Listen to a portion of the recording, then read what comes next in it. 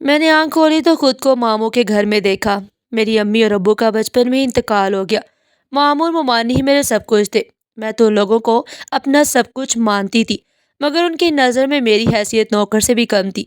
जब मैंने होश संभाला तो छोटी उम्र में मामानी ने मुझे ये बावर करवाना शुरू कर दिया कि मेरी औकात दूसरों के मुकाबले में सिफर है। उस घर की मालकिन वो है और मैं उनकी नौकरानी हूँ। एक यतीम लड़की जिस पर उन्होंने तरस खाकर अपने घर में रखा है और बदले में सारी जिंदगी मुझे उनकी खिदमत करनी चाहिए। यही सबक मैंने भी अपने जहन में बिठा लिया। मुझे मुश्किल से मैट्रिक तक पढ़ने की इजाज़त मिली। अगर सच कहूँ तो उससे आगे बढ़ने की हिम्मत भी नहीं थी। शौक तो कभी था, मगर अब मेरे तमाम शौक मर चुके थे। मुझे भी अच्छा पहनने ओढ़ने का दिल करता। जब मुमानी की बेटियों को चमकदार और खूबसूरत लिबास में देखती तो मेरे दिल में ख्वाहिश जागती कि काश मैं भी ऐसा पहन सकूं। मगर हमेशा मेरे हिस्से में उनकी उतरन आती। जिन कपड़ों से उनका दिल भर जाता वो मुझे दे देती, और उस पर भी मुझ पर एहसान जताया जाता कि इतने कीमती कपड़े मुझे मुफ्त मिल रहे हैं जिन्हें मैं खरीद भी नहीं सकती। मैं मजबूरन ऐसी जिंदगी गुजारने पर मजबूर हो गई थी। मुझे हैरत मामू पर होती कि मैं उनकी सगी भांजी थी, मगर वो भी मुझसे नजर चुरा लेते। उन्होंने कभी मेरी ख्वाहिश या जरूरत के बारे में नहीं पूछा। उस घर में सिर्फ अयान था जो मेरा ख्याल रखता।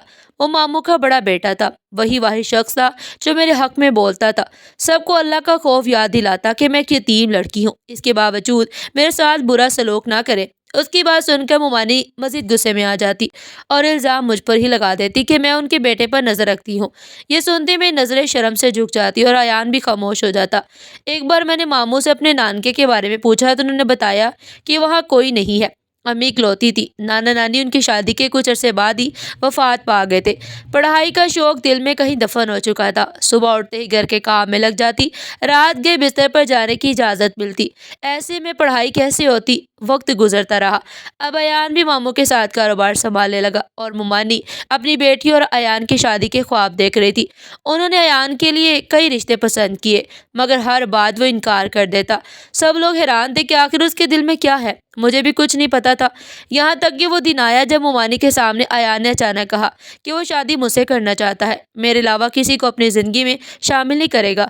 ये सुनते ही मुमानी ने मुझ पर इल्ज़ाम लगाया और मार बरसा दी। उन दिनों मामू ने एक नया मुलाजिम रखा था जो रात चौकीदारी और दिन में माली का काम करता था।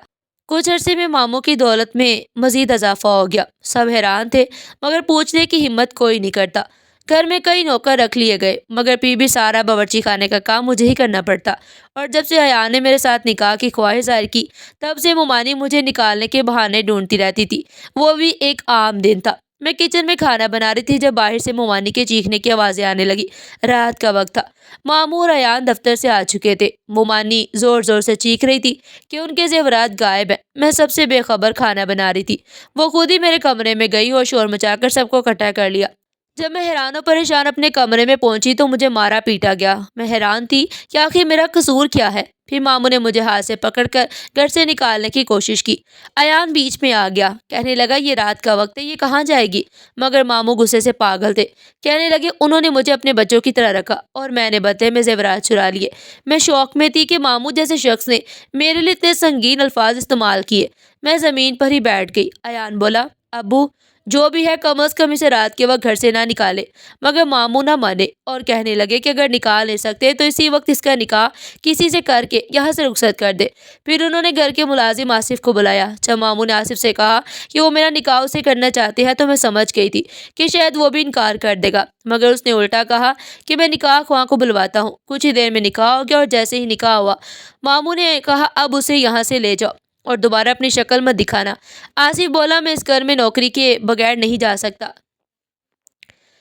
आसिफ बोला मैं इस घर में नौकरी के बिना नहीं जा सकता। मैं गरीब आदमी हूँ, मगर मैं वादा करता हूँ कि अपनी बीवी को दोबारा यहाँ नहीं लाऊंगा। मामू ने उसे नौकरी की इजाज़त दे दी। वो मुझे एक छोटी झोंपड़ी में ले आया। मैं उस टूटे फूटे घर को देखकर रोने लगी। आसिफ थोड़ी देर बाद खाना ले आया। कहने लगा तुम भूखी होगी, खा लो, दरवाज़ा अच्छी तरह बंद कर लेना, मैं वापस ड्यूटी पर जा रहा हूँ, तुम्हें डरने की जरूरत नहीं। उसकी बात सुनकर मेरे दिल में अजीब सी कसक उठी। उसने मुझे चोर नहीं कहा था, उसने मुझे घर से नहीं निकाला था, उसने मेरे लिए खाना लाया। मेरे अपने जिन पर मैंने भरोसा किया, उन्होंने एक लम्हे में मुझे बेआबरू कर दिया और एक अजनबी शख्स मेरी फिक्र कर रहा था। मैंने आंसू पीकर चंद नवाले खाए। रात भर नींद न आई। मैं उस टूटी झोंपड़ी की दीवारों को देखती रही जिसमें गुर्बत और खामोशी थी, जैसे मेरे दिल में थी। میں ہونٹوں میں بڑبڑائی کہ میں یہاں کیسے رہوں گی؟ ماموں کی بانجی آج اس حالت میں ہے، انہوں نے مجھے بیٹے کے قریب ہونے پر چور بنا دیا اور اب ایک ملازم کے ساتھ اس جھونپڑی میں زندگی گزارنی ہے۔ میں اس تصور سے کانپ رہی تھی، یہ میرے لیے عذاب تھا۔ میں نے پوری رات خوف اور بے بسی میں گزار دی۔ میں صبح ہونے کا انتظار کرتی رہی کہ شاید سکون ملے۔ سورج کی پہلی کرن کے ساتھ شوہر کی آواز سنائی دی۔ وہ ساری رات کی ڈیوٹی کے بعد تھکا ہارا لوٹا تھا، اس کے چہرے پر تھکن اور پریشانی صاف ظاہر تھی۔ مجھے دیکھ کر وہ مسکرایا اور نرمی سے پوچھنے لگا، کیا ایان نے کبھی سوچا کہ تم یہاں کیسے رہو گی؟ میں نے ٹوٹے دل سے کہا، میرا کوئی گھر نہیں ہے، جہاں آپ مجھے لے جائیں میں وہیں رہنے کو تیار ہوں۔ اس نے مایوسی سے سر جھکایا اور کچھ دیر خاموش رہا۔ اب تم اس ٹوٹی جھونپڑی میں نہیں رہو گی، میں تمہیں ایک نئی اور بہتر جگہ لے کر جاؤں گا۔ میں خاموشی سے سر اٹھا کر اس کے ساتھ چل پڑی۔ میں بحث کے قابل بھی نہیں تھی اور ہمت بھی نہیں تھی۔ مجھے لگا وہ شہر کی کسی اور جھگی میں لے جائے گا۔ راستے میں اس نے ایک لفظ بھی نہیں بولا تھا۔ میں نے بھی مناسب سمجھا کہ اس وقت کچھ نہ پوچھو۔ کچھ دیر بعد ہم شہر کی حدود سے بھی باہر نکل آئے۔ میں حیران تھی کہ ہم اتنی دور آخر کیوں جا رہے ہیں۔ مجھے لگا شاید وہ کسی گاؤں کے قریب کہیں لے جا رہا تھا، لیکن پھر اچانک ٹیکسی ایک بہت بڑے گیٹ پر رک گئی۔ سفید رنگ کا عظیم عالی شان گھر سامنے کھڑا ہوا تھا، اتنا بڑا محل جیسے خوابوں میں دیکھا جا سکتا ہے۔ اس کے چاروں طرف سبز گھاس اور خوبصورت باغات تھے۔ دروازے پر سیکورٹی گارڈ مکمل احترام سے کھڑے تھے۔ میں نے ڈرتے ہوئے پوچھا، یہ کس کا گھر ہے؟ آخر کیا ہم یہاں کسی کی نوکری کرنے آئے ہیں؟ آصف نے مسکرا کر گارڈ کو اشارہ کیا۔ راستہ کھل گیا، ٹیکسی اندر چلی گئی اور میں حیرت سے دیکھتی رہ گئی۔ اندر کا لان اتنا بڑا تھا جیسے کسی 5 اسٹار ریسٹورینٹ کا۔ میں نے لرزتی آواز میں پوچھا، تم یہ سب چھپا کیوں رہے ہو؟ کیا یہ گھر تمہارے مالک کا ہے اور تم وہاں کام کرتے ہو؟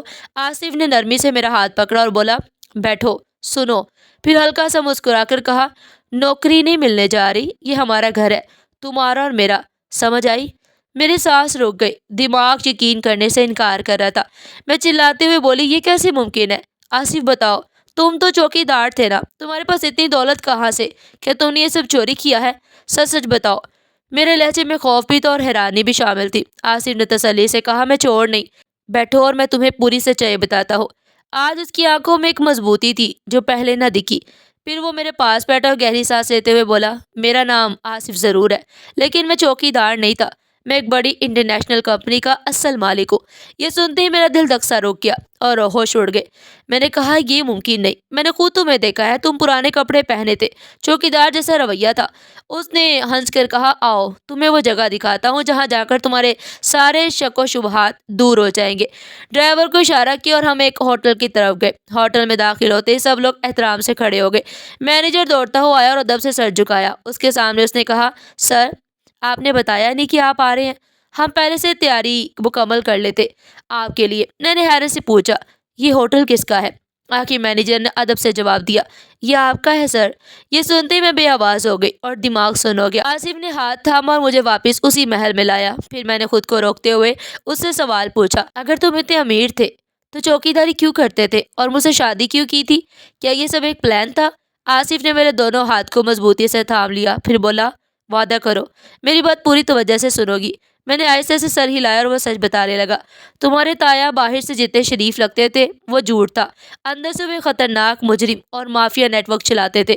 میری کمپنی نے انٹرنیشنل ایجنسی کے ساتھ مل کر ان کے خلاف بہت بڑی تحقیقات شروع کر رکھی تھی، لیکن ان کے قریب جانا مشکل تھا، کوئی راستہ نہیں تھا۔ اسی لیے میں نے اپنی شناخت چھپا کر نوکری کا روپ لیا تاکہ میں ان کے ہر جرم کا ثبوت حاصل کر سکوں۔ میں نے مہینوں ان کی ملاقاتیں ریکارڈ کی، فون سنے، ان کے خفیہ کاغذات کی نقل بنوائی اور ثبوت جمع کیے، اور محل میں بیٹھ کر بڑے بڑے جرائم چلا رہے تھے اور تم لوگ ان کے ظلم اور تکلیف کا شکار تھے۔ میں پوٹ پوٹ کر رونے لگی۔ یہ سب مجھ سے چھپا تھا۔ آصف نے میرے آنسو صاف کیے اور نرمی سے سمجھایا، گزشتہ رات جب تمہیں گھر سے نکالا وہ وقت اہم تھا، میں نے اسی وقت پولیس کو سارے ثبوت دے دیے، سب گرفتار ہو چکے ہیں، تمہارے تایا اب کچھ نہیں کر سکتے۔ یہ سن کر مجھے عجیب سا سکون ملا اور دکھ بھی ہوا۔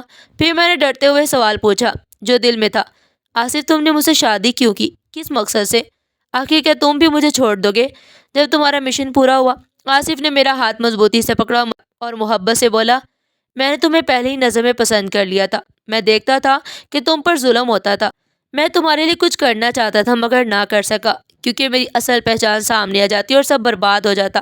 ایان ہمیشہ تمہارے لیے کھڑا ہوتا، وہ تمہارا محافظ تھا۔ میں چاہتا تھا کہ تمہاری زندگی میں کوئی ایسا ہو جو تمہیں ساری عمر عزت سے رکھے، تمہارا سہارا بنے۔ جب ایان نے تم سے شادی کا اعلان کیا میں ٹوٹ گیا تھا، لیکن جب تایا نے تم پر الزام لگا کر نکاح کروایا میں نے موقع ہاتھ سے نہیں جانے دیا اور نکاح قبول کیا۔ میں نے تایا کے حکم پر نہیں بلکہ دل کی رضا سے کیا، کیونکہ میں تمہیں چاہتا تھا اور ہمیشہ چاہتا رہوں گا۔ تم اس محل کی ملکہ ہو اور ہمیشہ رہو گی میرے ساتھ۔ میں پھوٹ پھوٹ کر رو پڑی، لیکن یہ آنسو خوشی کے تھے۔ میں نے اللہ کا شکریہ ادا کیا کہ اس نے میرا نصیب بدل دیا۔ ناظرین، آپ کو ہماری آج کی کہانی کیسی لگی؟ کمنٹ سیکشن میں اپنی قیمتی رائے کا اظہار ضرور کیجیے گا، اور اس طرح کی مزید سبق آموز کہانیاں سننے کے لیے چینل کو سبسکرائب کریں، ویڈیو کو لائک کریں اور زیادہ سے زیادہ شیئر کریں۔ پھر ملتے ہیں ایک نئی کہانی کے ساتھ، تب تک کے لیے اللہ حافظ۔